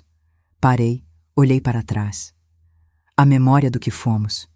Osvaldo, nós nunca fomos nada. Porque eu era real, mas você era mentira. Do começo ao fim, você foi mentira. E fui embora. Entrei no carro, liguei a ignição. Pelo retrovisor, vi ele ainda de joelhos na porta, a cabeça entre as mãos. Cláudia apareceu atrás dele, chorando, gritando algo que não conseguia ouvir. A vida dele, a vidinha perfeita que construiu sobre minha dor, estava desmoronando, e eu tinha sido o terremoto. Dirigi para casa em silêncio, as mãos firmes no volante. Quando cheguei, liguei para a doutora Simone. Entreguei a notificação. E ele desmoronou, completamente. Ótimo, agora é só esperar. O mandado de prisão sai segunda-feira. Terça no máximo. E as contas? O dinheiro? Já estão sendo transferidas para um bloqueio judicial. Quando o processo terminar, você recebe tudo o que é seu. Com juros de 6 meses. Vai dar uns 2,4 milhões mais só da parte dele. 2.400.000 reais. Mais 1.600.000 das lojas. Mais a casa. Mais danos morais. 4 milhões de reais. 43 anos valiam 4 milhões de reais. Helena, você está bem? Estou, respondi, e era verdade. Pela primeira vez em muito tempo, estou bem. Desliguei e fui até o jardim. Sentei no banco que Osvaldo instalou anos atrás, de onde se via o pôr do sol, e esperei a noite cair. Porque amanhã o sol nasceria em um mundo novo. Um mundo onde eu não era mais a viúva chorosa. Era a mulher que recuperou sua dignidade, e não pediria desculpas por isso. O mandado de prisão saiu na segunda-feira, às 2 da tarde. Doutora Simone me ligou assim que foi expedido. Polícia está a caminho da casa dele agora. Quer acompanhar? Não. Surpreendi a mim mesma com a resposta. Não preciso ver isso, porque já tinha visto o suficiente. Já tinha testemunhado a queda dele na sexta-feira, de joelhos na porta de casa. O resto era apenas formalidade. Mas a tarde ainda me reservava surpresas. Às 4 horas, Patrícia apareceu na minha porta. A esposa do Marcelo. Olhos vermelhos, sem maquiagem, roupas amassadas. Parecia ter envelhecido 10 anos em poucos dias. Vim buscar suas coisas, disse, voz rouca. As roupas dele, os documentos... Preciso levar para o advogado. Entre. Ela entrou hesitante, olhando ao redor como se entrasse pela primeira vez, embora tivesse estado naquela casa centenas de vezes nos 15 anos de casamento com Marcelo. As coisas dele estão onde sempre estiveram, disse. No quarto dele de infância. Pode pegar. Patrícia subiu as escadas, ouvi gavetas sendo abertas, armários revirados. 20 minutos depois, ela desceu carregando 2 sacolas. Parou na sala, me encarou. A senhora está satisfeita? Destruiu nossa família completamente? Sua família se destruiu sozinha, respondi calmamente. quando escolheram roubar de mim. Ele é seu filho. E mesmo assim me roubou. Falsificou minha assinatura. Me deixou chorando um morto falso enquanto embolsava milhões. Levantei. Caminhei até ela. Você sabia? Sabia do plano todo? Ela desviou o olhar. Marcelo me contou, depois, quando tudo já estava feito. E você não achou errado? Achei, claro que achei. Mas o que eu ia fazer? Denunciar meu próprio marido? Eu fiz. Patrícia me olhou com raiva e respeito misturados. A senhora é fria. Sabia disso? Colocar o próprio filho na cadeia. Ele colocou a si mesmo lá. Eu só apresentei as provas. Me aproximei mais. E sabe qual a diferença entre mim e você, Patrícia? Você escolheu ficar quieta quando viu a injustiça porque era conveniente. Eu escolhi lutar, mesmo que doesse. Ela balançou a cabeça, lágrimas escorrendo. Ele vai ficar anos preso. Anos. E eu não sei se vou aguentar esperar. Então não espera. Você é jovem ainda. Tem 38 anos. Pode recomeçar. Como a senhora pode ser tão prática? Completei. Porque passei 43 anos sendo romântica, emocional, acreditando em família acima de tudo. E olha onde isso me levou. Sozinha, traída, roubada. Não vou cometer o mesmo erro 2 vezes. Patrícia pegou as sacolas, caminhou até a porta. Virou-se uma última vez. Ele te ama, sabe? Apesar de tudo, Marcelo te ama. Amor não rouba. Abri a porta para ela. Amor não mente. Amor não falsifica documentos. O que Marcelo sente por mim não é amor. É dependência, conveniência. Talvez até culpa, mas não amor. Ela saiu sem responder. Na terça-feira, recebi uma visita inesperada. Cláudia. Quando abri a porta e a vi ali, fiquei surpresa. Ela parecia ter chorado por dias. Os olhos inchados, a pele sem vida, os ombros caídos. Posso entrar? Perguntou baixinho. Hesitei, depois me afastei da porta. Sentamos na sala. Ofereci café. Ela aceitou, mais por educação que por vontade. Vim devolver isso, disse, tirando algo da bolsa.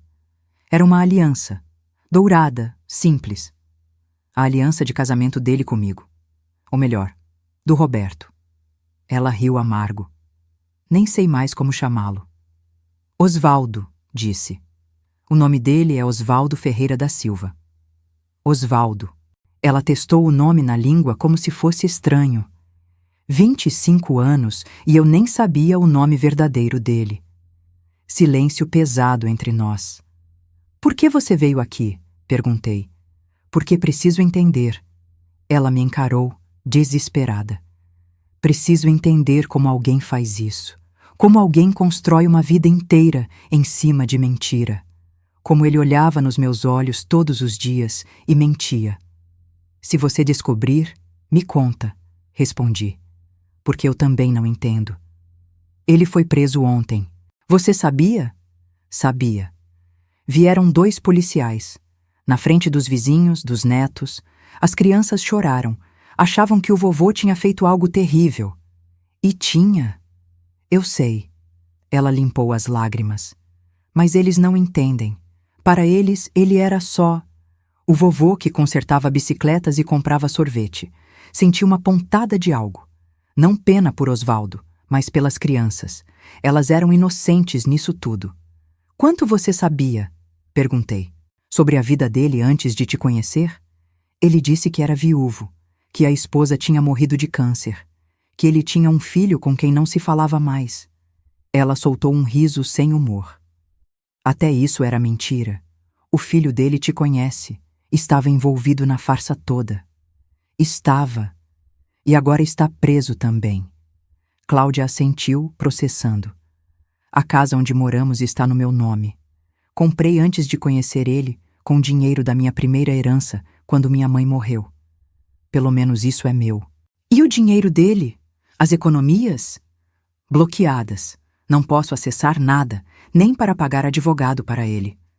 Ela me olhou. Não que eu fosse. Não sei se quero ajudá-lo depois de tudo isso. Você tem todo o direito de se proteger. Mas eu o amei. A voz dela quebrou. Eu realmente o amei. E agora descobri que nem sei quem ele era de verdade. Estendi a mão, segurei a dela. Duas mulheres enganadas pelo mesmo homem, sentadas na sala que ele compartilhou com uma enquanto construía outra vida com a outra. Eu também o amei, admiti. Por mais de 40 anos, e também não sei quem ele era. Ficamos ali sentadas por um tempo, em um silêncio solidário, duas vítimas do mesmo mentiroso. Quando ela se levantou para ir embora, parou na porta. Você vai conseguir o dinheiro de volta? Os milhões que ele levou? Vou. A justiça já determinou que seja devolvido tudo, com correção. Bom, ela assentiu. Você merece. Ficou com ele por muito mais tempo que eu. Sacrificou muito mais. Ambas sacrificamos, só de formas diferentes. Ela foi embora, deixando a aliança falsa sobre a mesa de centro. Peguei-a, pesei na mão. Mais uma mentira materializada em ouro. Joguei no lixo. Na quarta-feira, o processo criminal de Marcelo avançou. A promotora, doutora Flávia Mendes, me ligou para atualizar. Seu filho aceitou fazer delação premiada. Meu estômago apertou. O que significa isso? Significa que ele vai contar tudo em troca de redução de pena. Vai entregar documentos, gravações, detalhes do plano inteiro. Em troca, a pena dele pode cair de 8 para 3 anos e meio. Com bom comportamento, sai em 2. 2 anos. Marcelo sairia em 2 anos se colaborasse. E Osvaldo? A delação do seu filho prejudica muito a defesa dele. Com todos os detalhes sendo expostos, o Osvaldo não tem como negar. A pena dele pode subir para 10 anos. 10 anos. Osvaldo teria 83 quando saísse. Se saísse vivo. E você acha que eu deveria ter pena? Perguntei. Não. Acho que você deveria se orgulhar. Mulheres na sua situação geralmente ficam quietas por medo, por vergonha ou porque a família pressiona. Você lutou. E está ganhando. Ganhando. Será que era isso que eu estava sentindo? Vitória? Na sexta-feira, uma semana depois de ter confrontado Osvaldo, doutora Simone me chamou ao escritório. Tenho novidades. Ótimas notícias. Sentei, expectante. Primeiro, as lojas. A anulação das vendas foi aceita. Os compradores vão ser ressarcidos pelos bancos e as propriedades retornam ao espólio. Como Osvaldo está tecnicamente vivo agora, mas preso e sendo processado, o juiz determinou que você assuma controle total temporário. Pode vendê-las, administrá-las, o que quiser. Quanto valem hoje? Com o mercado atual, umas 3 lojas juntas, uns 3,8 milhões de reais. Valorizaram desde que seu filho tentou vender, 3 milhões e 800 mil. Segundo, o dinheiro do Osvaldo. Todos os 1,8 milhão foram transferidos para uma conta judicial. Com correção monetária e juros dos 6 meses, deu 2,1 milhões de reais. Metade é seu, 1,05 milhão. A outra metade fica bloqueada até o fim do processo criminal dele. E a casa? A casa onde vocês moravam está no seu nome há anos, por doação que ele fez. É sua, sem discussão. E os danos morais? Doutora Simone sorriu. O juiz foi generoso. Considerando o sofrimento psicológico, os 6 meses de luto fingido, a humilhação pública quando a verdade veio à tona, ele concedeu 800 mil reais em danos morais. Osvaldo vai ter que pagar, mesmo que tenha que vender tudo que possui. Fiz as contas mentalmente. 3,8 milhões das lojas. 1,05 milhão do dinheiro dele. 800 mil reais de danos morais. A casa, que valia uns 600 mil reais. Total, 6,25 milhões. 6 milhões e 250 mil reais. 43 anos de casamento reduzidos a um número. Quando recebo tudo isso? As lojas você já pode tomar controle. O dinheiro judicial será liberado em 30 dias. Os danos morais, quando o Osvaldo tiver bens para pagar, provavelmente vão penhorar o que ele tem em nome dele. Ele tem algo? Ferramentas da oficina de chaveiro, Um carro velho, alguns móveis, nada que valha muito. Mas vamos pegar tudo, deixá-lo sem nada, completamente despojado, como ele me deixou quando fingi ser morto. Tem mais uma coisa, disse doutora Simone, séria. Marcelo pediu para falar com você, na prisão. Ele quer se desculpar pessoalmente. Meu coração apertou. Não quero vê-lo. Eu disse que você ia falar isso. Mas ele insistiu. Disse que precisa fazer isso antes de fechar a delação. Que não consegue seguir em frente sem pelo menos tentar pedir seu perdão. E se eu não for? Não é obrigada. Mas... Helena, posso falar como alguém que já viu muitos casos assim? Fale. Raiva faz bem. Justiça faz bem. Vingança, às vezes, até faz bem. Mas no final, o que cura de verdade é o fechamento. E talvez você precise ouvir o que ele tem a dizer. Não por ele. Por você. Fiquei em silêncio pensando. Vou pensar. Tá bom. Mas não demora muito. Ele está fragilizado. Prisão não é fácil, ainda mais para quem nunca imaginou que ia parar lá.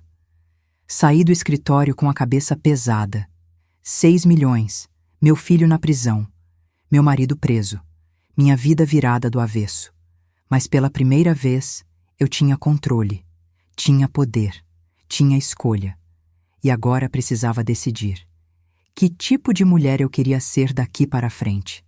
A que levava a raiva até o túmulo, ou a que escolhia seguir em frente? Levei 4 dias para decidir se visitaria Marcelo na prisão. 4 dias olhando para o telefone toda vez que doutora Simone ligava, perguntando se eu tinha tomado uma decisão.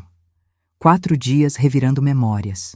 O menino pequeno que corria pela casa, o adolescente que me abraçava quando tirava boas notas, o homem que chorou no meu ombro quando a esposa teve o primeiro aborto espontâneo, e o mesmo homem que falsificou minha assinatura 15 vezes.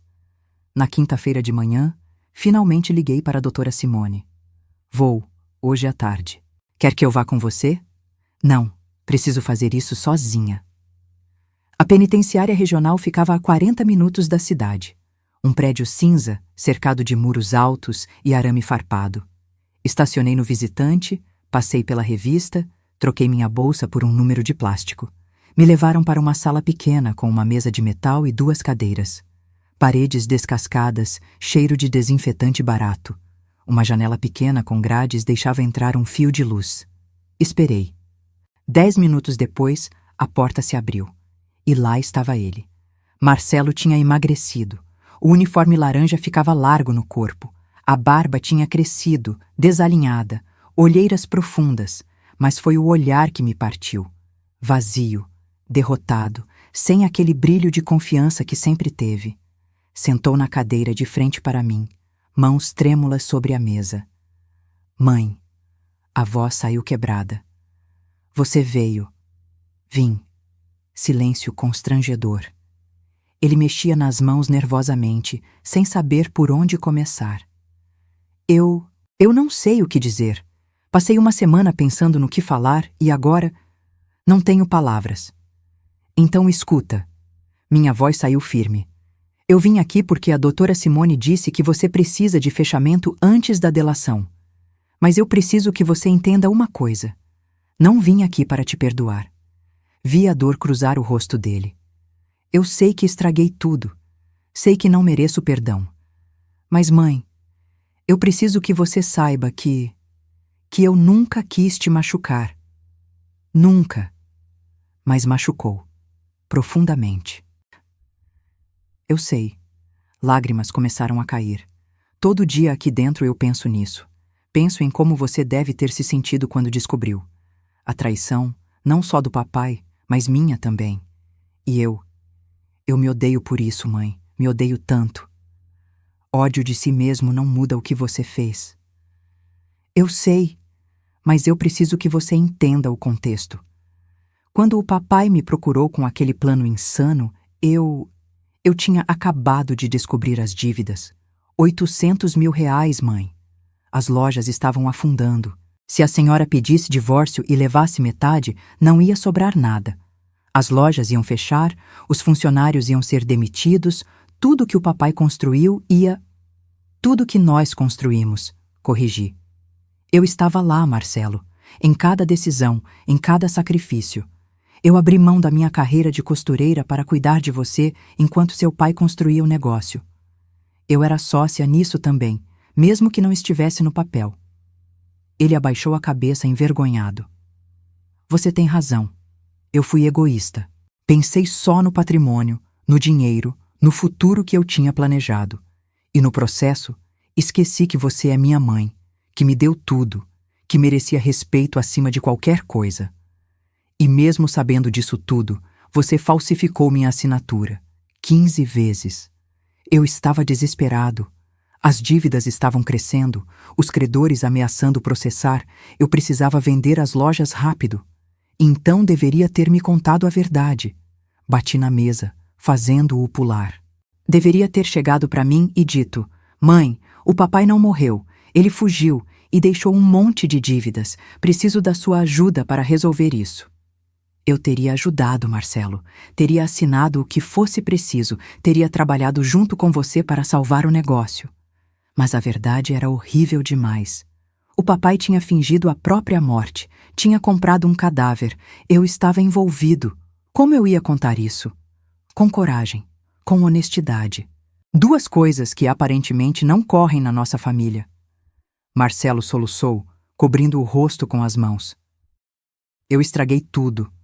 Perdi você, perdi a Patrícia. Ela pediu divórcio ontem. Perdi minha liberdade, minha reputação. Tudo. Patrícia pediu divórcio?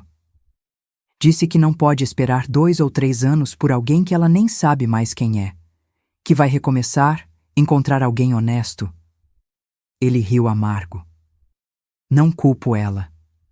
Respirei fundo, sentindo o peso da situação. Marcelo, você vai ficar preso aqui por no mínimo 2 anos se colaborar. Talvez 3. E quando sair, vai ter ficha criminal. Dificuldade para arrumar emprego. Julgamento social. Vai ser duro. Eu sei. E eu não vou facilitar para você. Não vou pagar advogado, não vou depositar dinheiro na sua conta, não vou ficar visitando toda semana. Você fez escolhas adultas. Agora enfrenta consequências adultas. Eu entendo. Mas... Hesitei, escolhendo as palavras com cuidado. Quando você sair, se você tiver aprendido algo de verdade, se tiver mudado de fato, talvez, possamos reconstruir alguma coisa. Não a relação de antes. Essa morreu. Mas algo novo, baseado em honestidade. Ele levantou o rosto, olhos esperançosos. Você está dizendo que há chance. Estou dizendo que não vou te abandonar completamente, mas também não vou fingir que está tudo bem. Vai levar anos, Marcelo. Anos para você recuperar minha confiança. E talvez nunca recupere totalmente. Mas pelo menos não vou te riscar da minha vida como você tentou me riscar das suas decisões. Mãe. Ele estendeu a mão sobre a mesa. Olhei para ela. A mão do meu filho, que me abraçou quando criança, que segurei quando atravessávamos ruas, que falsificou minha assinatura 15 vezes. Após alguns segundos, segurei brevemente. Um aperto rápido, sem calor. Mas segurei. Use esse tempo aqui dentro para pensar, Marcelo. Para realmente refletir sobre o tipo de homem que você quer ser. Porque o homem que você era, esse eu não reconheço mais. Vou fazer isso, prometo. Não me prometa, apenas faça. Levantei para sair. Mãe? Ele me chamou quando cheguei à porta. Virei. Obrigado, por vir. Por não desistir completamente de mim. Sou sua mãe, Marcelo. Vou sempre te amar. Mas amor não significa aceitar tudo cegamente. Às vezes, amor significa deixar a pessoa enfrentar as consequências dos próprios atos. Para que aprenda. Saí da sala. Devolvi o número de plástico, peguei minha bolsa. Quando cheguei ao carro, deixei as lágrimas finalmente caírem.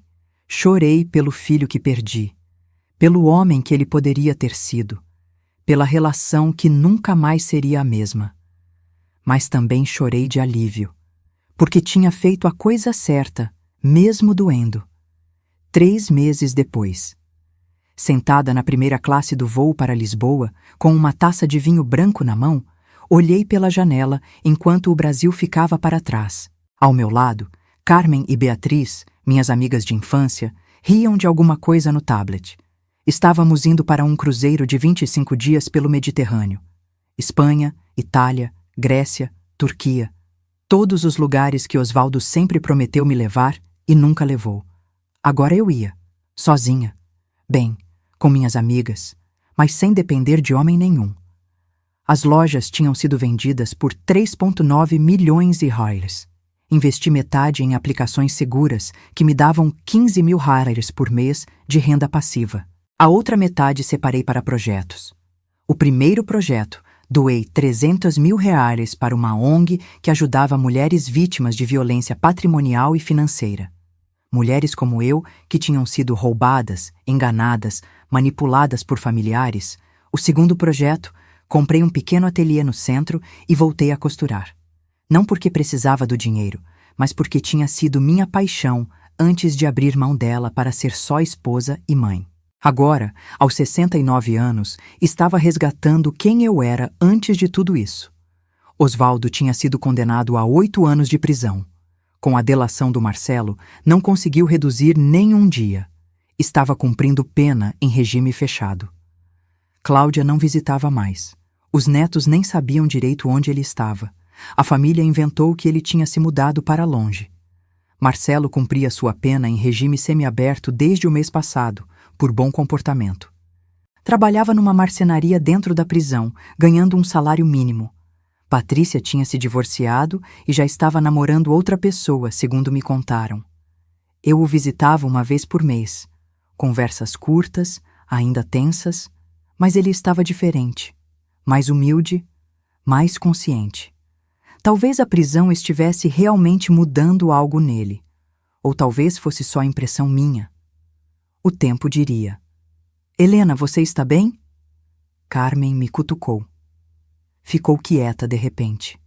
Estou ótima, sorri. E era verdade. Só pensando em como a vida pode mudar em poucos meses. Mudou para melhor, disse Beatriz, levantando a taça dela. Um brinde à nossa amiga que foi até o fundo do poço e voltou mais forte. Não sei se voltei mais forte, refleti. Mas voltei mais consciente, mais atenta, mais eu mesma. Isso é ser forte, disse Carmen sorrindo. Porque força não é não cair. É levantar depois que cai.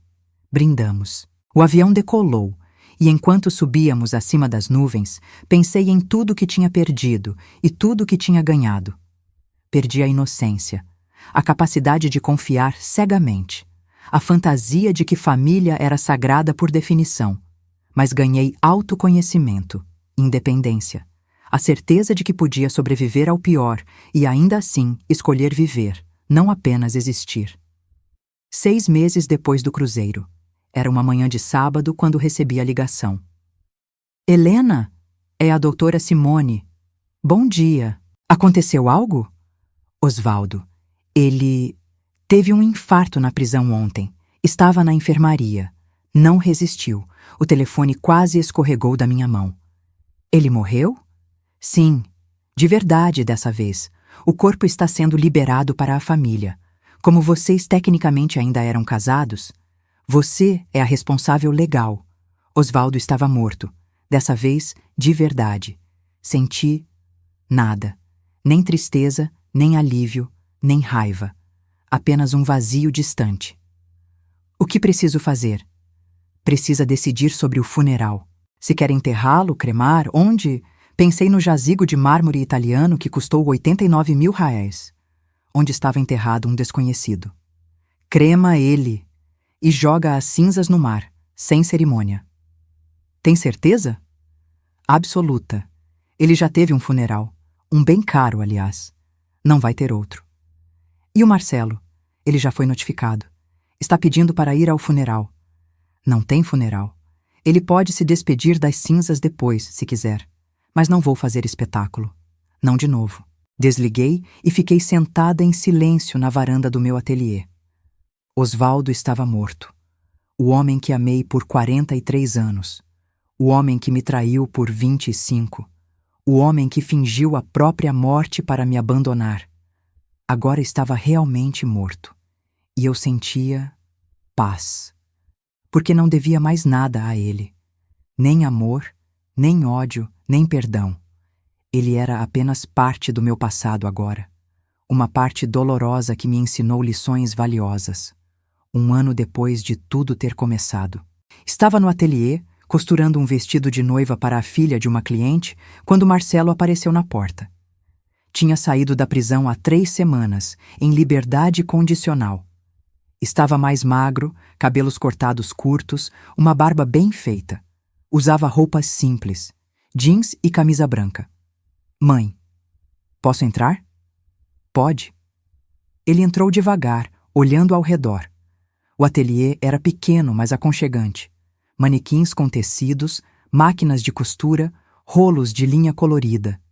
Meu espaço. Ficou bonito aqui. Obrigada. O que te traz? Ele respirou fundo. Vim me despedir. Despedir? Estou me mudando para Porto Alegre.